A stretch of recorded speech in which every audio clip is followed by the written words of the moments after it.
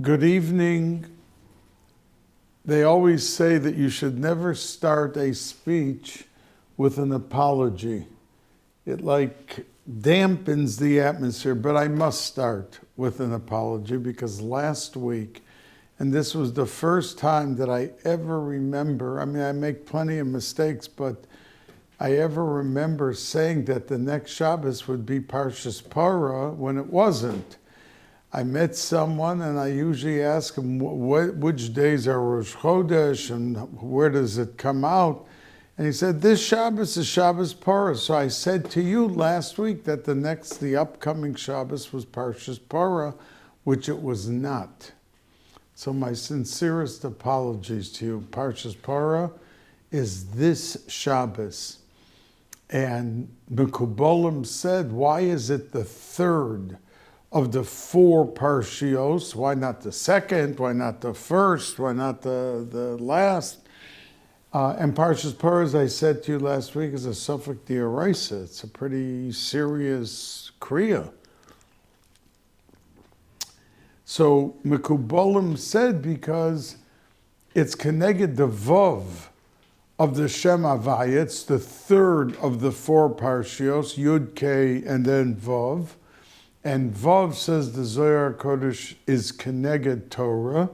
It corresponds to the mitzvah of Torah, and the schus of Torah is the biggest. Like it says, V'talmud Torah keneged kulam, that it has the biggest power, even though that it doesn't say by Torah that it's mevi geula and that it's tatzil mimaves. Although in many places it brings out stories because of the schus HaTorah that there were miracles beyond miracles. And Tzaddikim always said that Klal Yisrael would save them up against the world, each and every generation. When they had wars and they had decrees and all, it was the limud HaTorah. And since the quality of the Torah depends on the level of the kedusha and tahara of the person, so therefore Parah, which brings kedusha and tahara, that it was metaher, a person who was tameh, and it had that tremendous effect for Klal Yisrael in bringing kedusha and tahara. It corresponds, it's the third corresponding to limud haTorah. Now, this is Parshas Vayakhel. It's not a double parsha this week. Usually, or many times, many years, it's Vayakhel Pekudei, and we have then Shabbos Chazak, which we will talk about next week, Be'ezus Hashem, because it's Parshas Pekudei, and it is Chazak, and it is Shabbos Mevorachim, HaChodesh, for Chodesh Nisan, and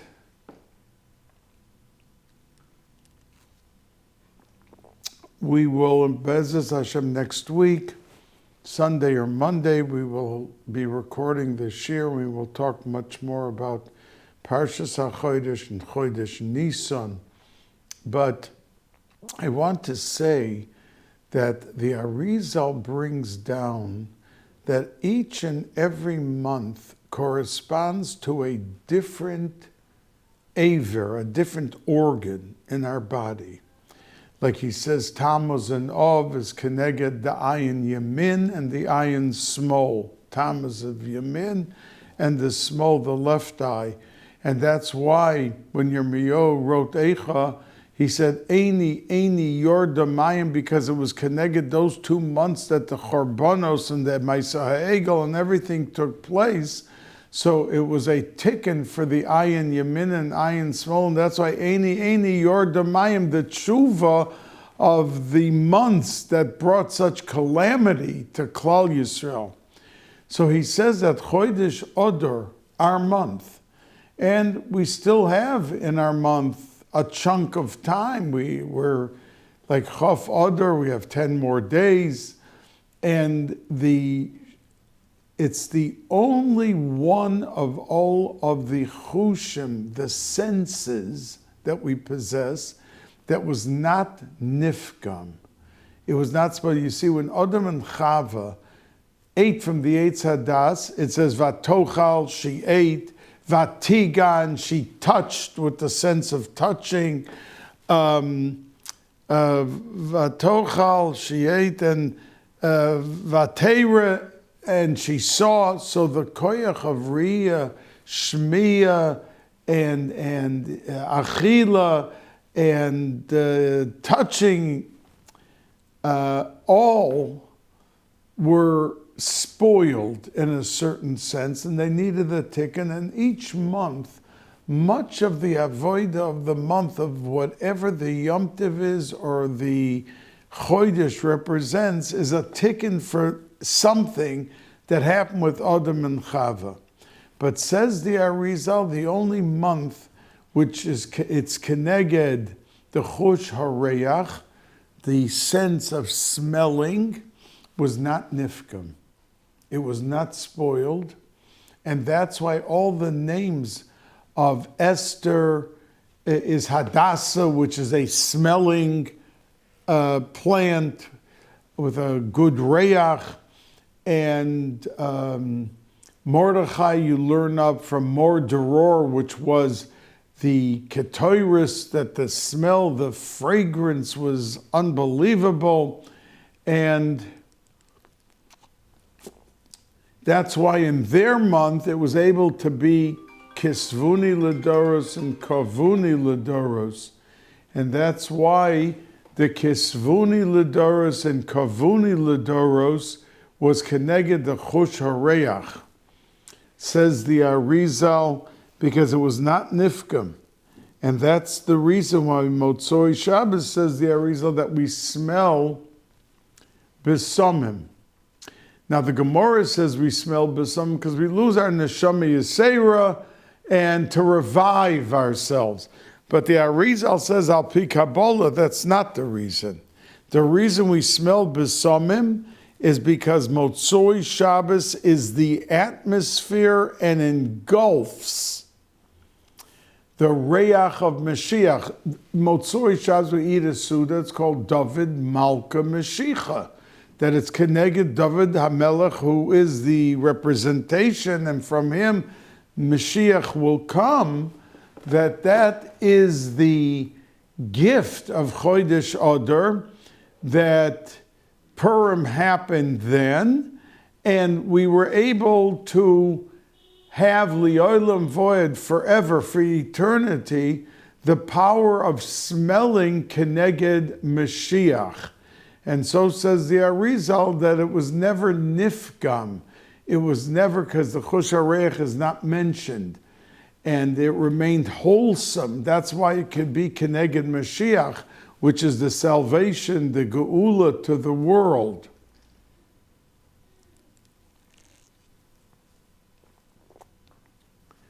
Now, the Chidushi Arim says, you know that as I mentioned to you, the last 5 sedras of Shemos, Teruma, Tetzaveh, Teruma was about the Klei HaMishkan, and Tetzaveh is the parsha that discusses the begodim, all of the garments of the Kohanim, the Kohen Gadol, and then we come to Kisisa, which is the Maisa Egel, and it's mixed in right there to tell us that the Mishkan that was built was a main reason for it was Keneged, the Maisa Ha'egel, the golden calf, that they had to do tshuva, and the Mishkan was mechaper, helped forgive the Aveira of Klal Yisrael. Then we come to our parsha, Vayakhel, which is a repeat of a lot of Truma and Tetzaveh, both mixed into Vayakhel and Pekudei. Now, it says in one pasuk in our Sedra that Vayavohu Hanoshim al Hanoshim, that the men came on the women. Now, that could be interpreted that they were standing on them, it just doesn't. And Rashi right away points out, al Hanoshim means im Hanoshim, that they came The men came with the women. But the Chidushei HaRim says on this pasuk that the reason it says Al Hanoshim is because it's brought in Gemara, and it's brought also, I think, in the Yalkut, but definitely it's a medrash, that the men, when they saw the way the women were bringing all of their jewelry, because let's not forget, by the Egel, they came home to the women and said, we want your jewelry to help build this calf. And they refused, and the Medrash says there was even some fighting that they grabbed off the jewelry from the women. But the women were wholeheartedly unwilling to participate and give their jewelry. So,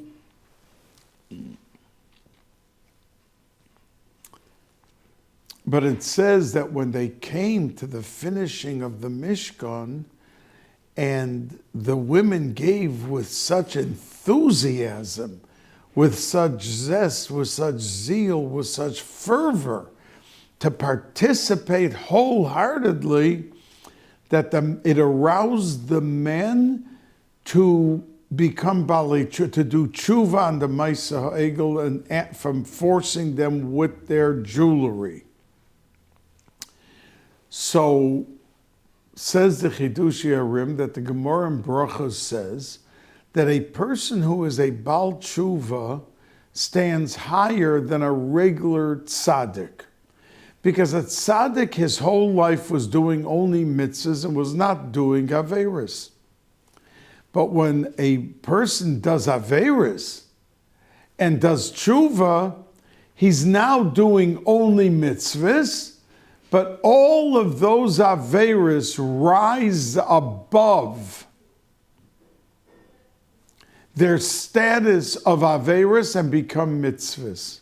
So the tzaddik has just the mitzvahs that he did his whole life. But the Bal Tshuva has all the mitzvahs that he's doing now and all the averis that turned into mitzvahs. So he has more than the regular tzaddik, and that's why it says in Chazal that b'mokom, the place shebalei tshuva oimdim, that the level where the balei tshuva stand, ein tzaddikim gemurim yecholim lamod. Even the biggest of tzaddikim cannot reach that level because they have bushel baskets of both. The averis that became mitzvahs, and now all the mitzvahs that they are doing. So says the Chidushei HaRim, now that the women were tzidkonios, they were each and every one at tzaddikas. But the men are now balei tshuva. They did tshuva when they saw how the women were so enthusiastic. So now they had the mitzvahs, and they had also all of the averis, which became mitzvahs. And that's why it says al hanoshim, because they were now at a higher madrega than the women who were always tzidkonios. So says the Chidushei HaRim, and it's a reminder to us that we are never lost, and it's never past. I lived 50 years of my life making a mistake, doing this, doing that, not doing this properly. And who knows, is there hope for me? Or even though I became a Bal Tshuva, but there's sometimes an Aveira here and an Aveira there that the person does, and he's wondering, how sincere was my Tshuva? Am I really a Bal Tshuva? So this teaches us that we never have to look back.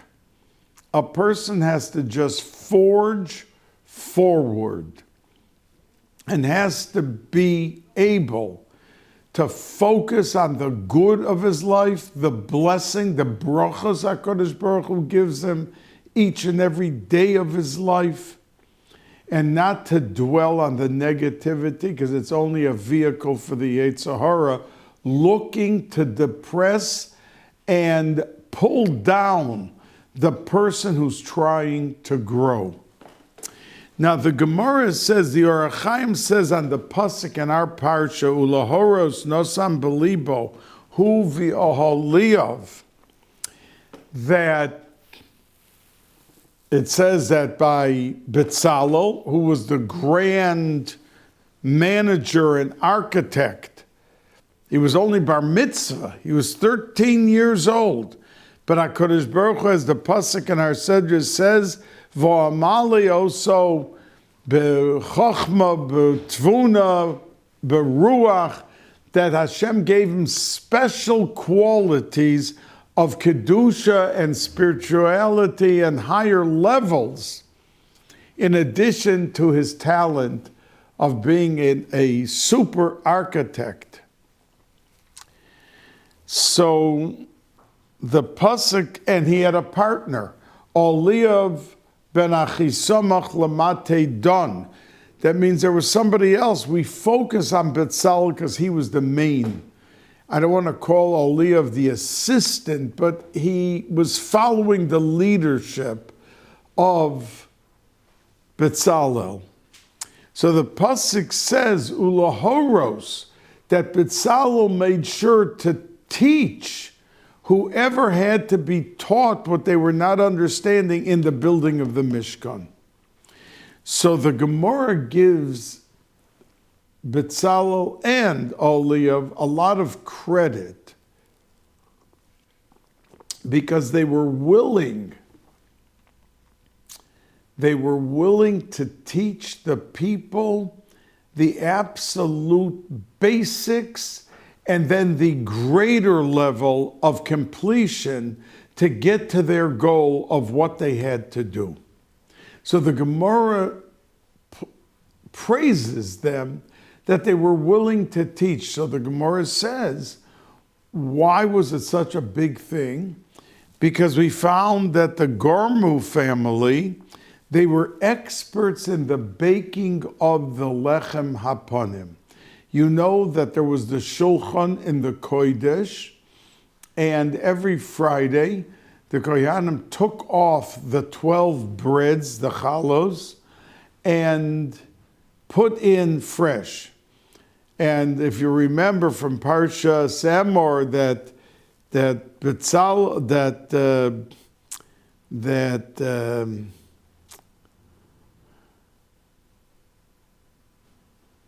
the Benos Salofchad, that Salofchad got up and cursed Hashem, what's this nonsense that you're having stale bread up for a week sitting on the shulchan? But he didn't realize that it was coming off warm.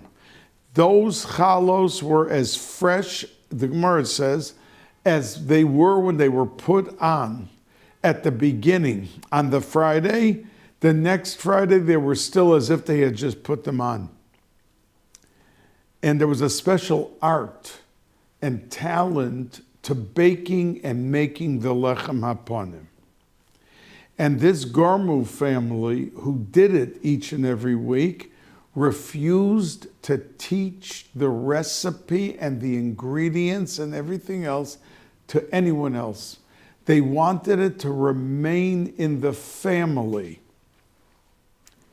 And then there was a family of Tinas that they made the Ketoris, and they refused to teach it to anyone because it was a special art, even maybe more than even the Lechem Haponim, in how to get the finished product of the Ketoris.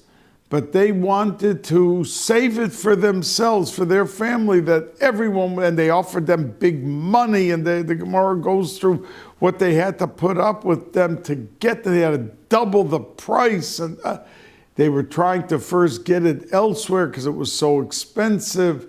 And then Avtina said, oh, you want the Ketoris from there and there, but he can't make it? You want to come back to me? Now you're going to pay the price, the real price, a very high price. And they had to at the end because no one was able to make it the way they did, and they refused to teach it to anyone.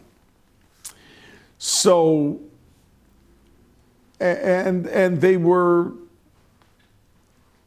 dealt with And when they're discussed, it's in a negative way, because how they were so selfish and self-centered, and that for the avodah, the accomplishment of what the avodah had to do, they didn't want anyone else to know. What do we learn from this? We learn, you see, by someone, they have a special recipe for their chocolate chip cookies, or the cakes that they make, or their stuffed whatever it is. And they don't want it to tell anyone what it is. They don't want anyone else to enjoy the level of the enjoyment that their product, their baking, or their cooking produces. But it's really nonsense, because who are we kidding? So what if someone else does it? They should be happy that it tastes so good and they want to give over. We have to be willing to share our good ideas, our visions, our participation, everything, to be part of a klal, that not sitting alone in a corner and only with our own personal cheshbonos. And that is the lesson of these two. And that's why the pasuk says, Ulahoros, that Oliav and Betzalel didn't hold back from teaching them how to do it. Not just helping them do it, but it was to teach the others, to show that the chachma and the tvuna and the da'as should be shared with the others, that they should be able to gain the talent for the future. Now, the pasuk says, when it discusses Betzalel and Oliav, it says, B'chachma l'das, and it says, Bahema, in them, in that pasuk. Now, the Chazal ask, the Ksav Sofer asks, why is the word Bahema, which means in them, it just should have said Bahem, in them. So says the Ksav Sofer, because when they are discussing the Chachma and the Tvuna, it used the word Bahema, which also spells Behema, an animal. Why did the Torah want it to be merames to us that the animals were affected? Because the spelling is the same for Behema and Behema. So says the Ksav Sofer, because when the women wove the goat hair, they did it with the hair on the animal still. And there was an inspiration put into the animals by Betzalel that they should cooperate as the women were going to weave their wool, and that they should be able to cooperate, not run away and not jump up but they stood there and participated with what they had to do in helping produce the finished product. So says the Ksav Sofer that that's the reason the word Behema is spelled also meaning in them, and it could have written Behem. But it wanted to be merames that the animals were also inspired and uplifted. So we have to learn that even, let's say we have a maid in the house, or you have a goy in your business, that we have to want to inspire them, and we have to want to uplift their dignity, that they should want to have it uplifted. The example of the Yid producing an atmosphere of edelkeit and refined activity of how they speak to their workers, how they deal with them, that it should be a shining example of how a Yid lives and how a Yid speaks. And he could be 20 years inside the store with the goy helping him, and the goy never heard a word of nivel peh or anything like that. The Arizal says, you hear someone using nivel peh, you should know that in Shemayim, that they're not only metame their mouth, but also the other parts of their body is tame metuma, says the Arizal, without any kedusha, because of their nivel peh, it's seeping into all aspects of their spirituality and reflecting in the avodah. So we have to be careful. Like he says, the bris ha-ma'or is keneged the bris ha-loshon. And he stresses it under the topic of how we speak and nivel peh chas v'sholom. Now, the Gemara says that there were three things that HaKadosh Baruch Hu endowed Klal Yisrael with, and it's really referring in Nisan to the leadership role that was called out on Rosh Chodesh Nisan. One of the things was that the leaders be able to be imbued with leadership qualities and to be able to reflect the qualities of a leader. That means someone could be a leader, he could be a Rasha Marusha. And the person could be a leader and be worried about himself and how much money he's putting into Swiss banks. People are starving, people don't have meat or chicken on their table, and he's busy putting billions into bank accounts elsewhere. So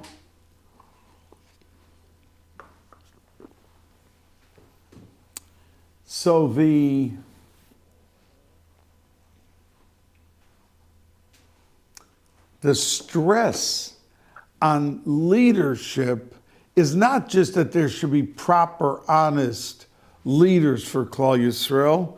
It means all aspects of his personality as a leader, and that's why the pasuk right there talks about equally Betzalel and Aholiav.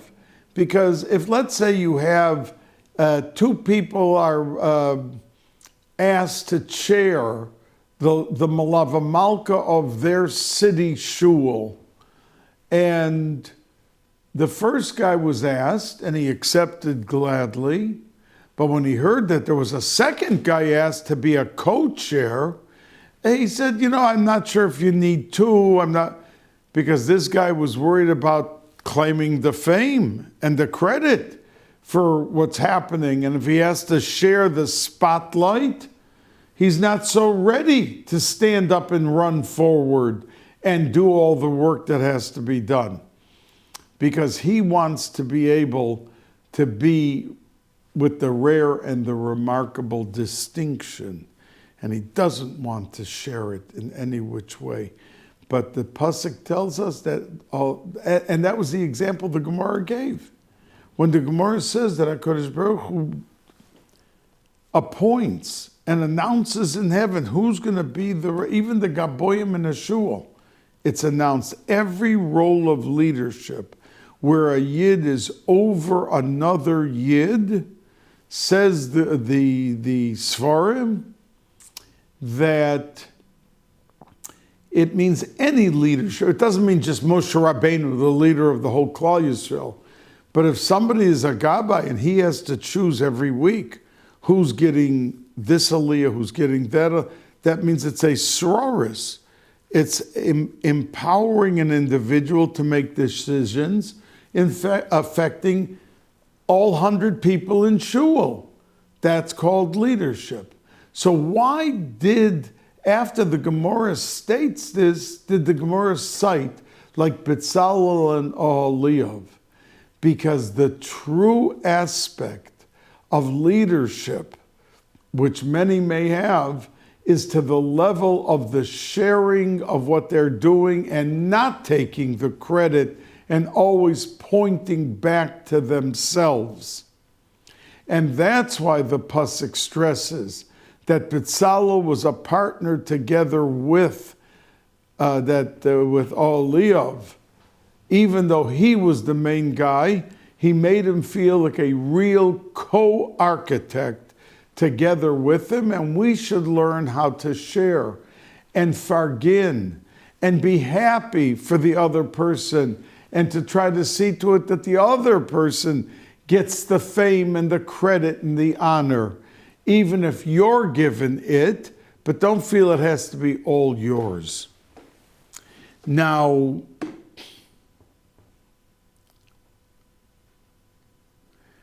it says in the opening pasuk, Vayakhel Moshe kol hadas b'nei Yisrael vayomer aleim eile hadvarim asher tziva Hashem, and then it says Vayetze kol hadas Yisrael milifnei Moshe.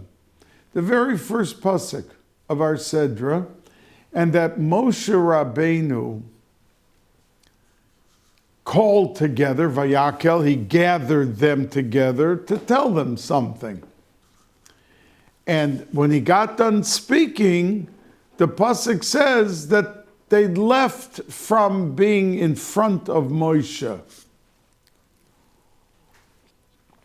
So many ask, why is it that the pasuk has to tell us that they all went back from standing in front of Moshe as he spoke, and now that he finished, they're leaving?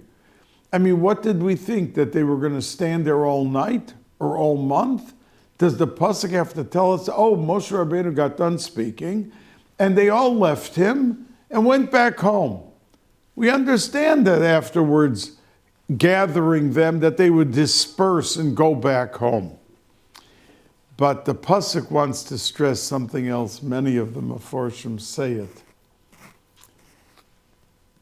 When someone sits around a tzaddik, whether it's a rebbe, whether it's a rosh yeshiva, or it could be a chaver, someone in the class that he learns with, and the person davens well and benches well and sets such an atmosphere that the person feels uncomfortable continuing to talk while that person is benching, because look at his kavanah. That's what the pasuk wants to tell us.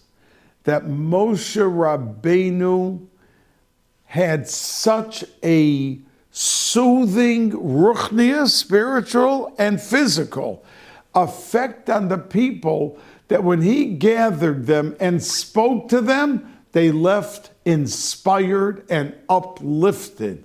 And the pasuk wants to tell us that the people went back home, milifnei Moshe, that they were sitting and they were standing there listening to what Moshe Rabbeinu had to tell them, and they did not go back to their homes the same people. They were so uplifted and so inspired and so imbued with the Kedusha and the level of Moshe Rabbeinu's Kedusha that they were never the same people again. Many, many Meforshim say this. So the point being that we can learn a lot, and we could try harder. We're not foolish people. We understand what good is and what bad is, where we have to improve, where we have to do better, act better, say better, and all of that.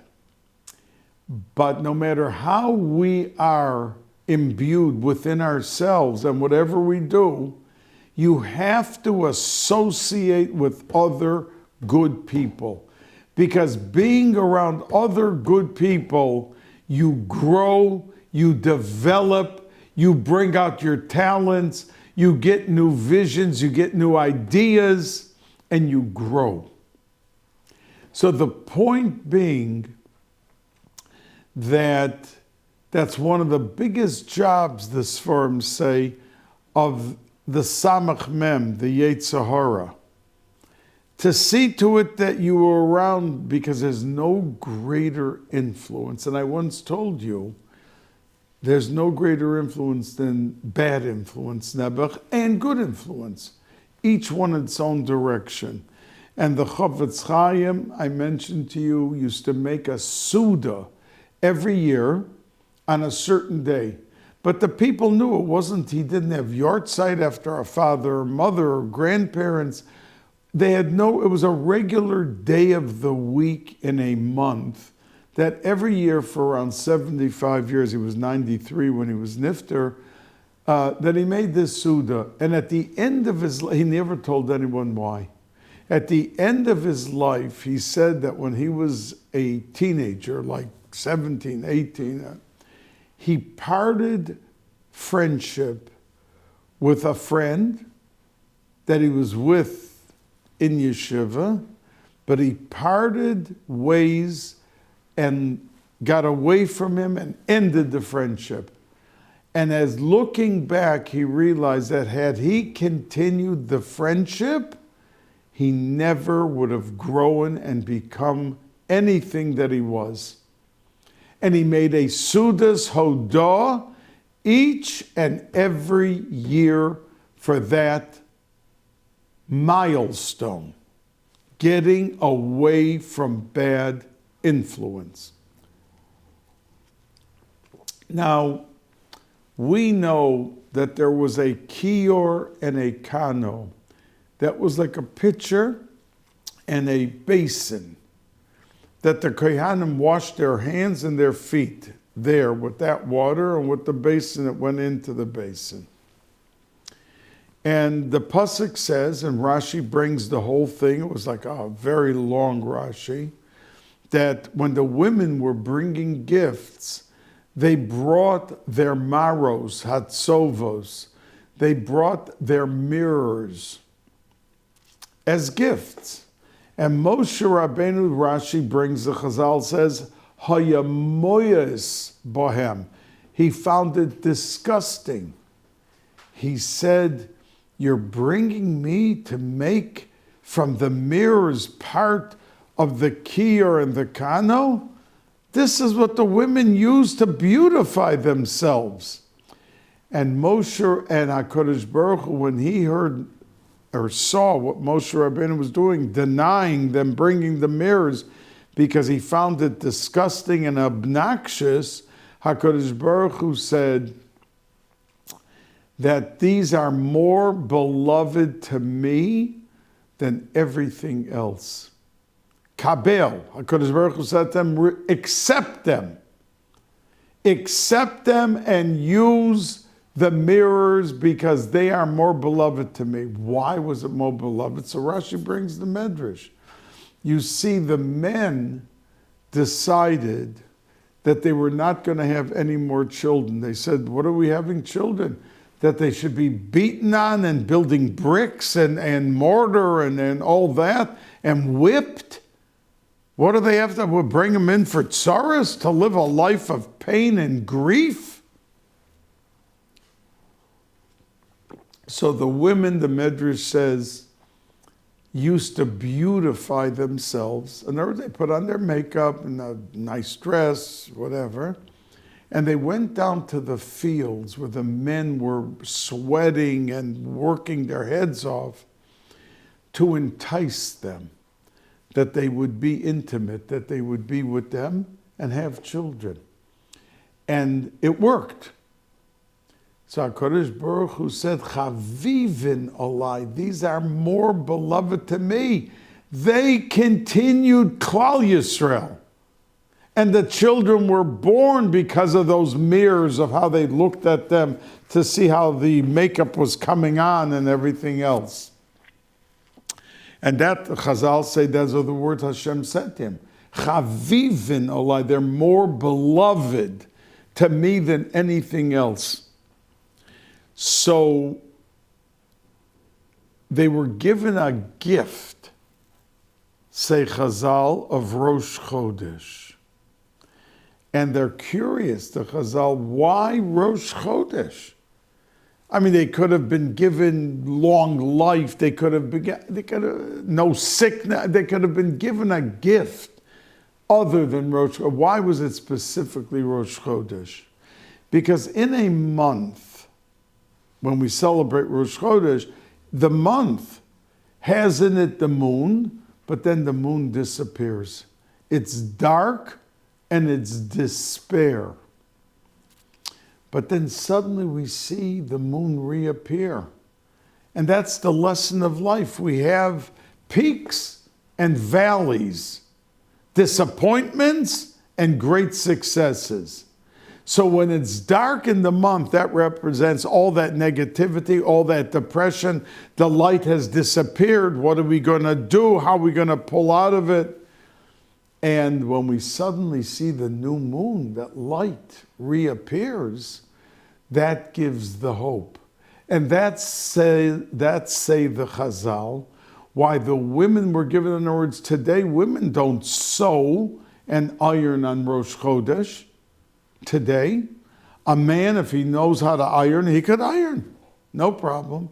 So the women got the greater gift of the world, which is Rosh Chodesh, because just like they gave hope back to Klal Yisrael that they would be a nation and have children, the Chodesh gives us hope back. It's the sign of hope by having Rosh Chodesh. So there were special halachas instilled and included for a woman to participate in that the men don't have to participate.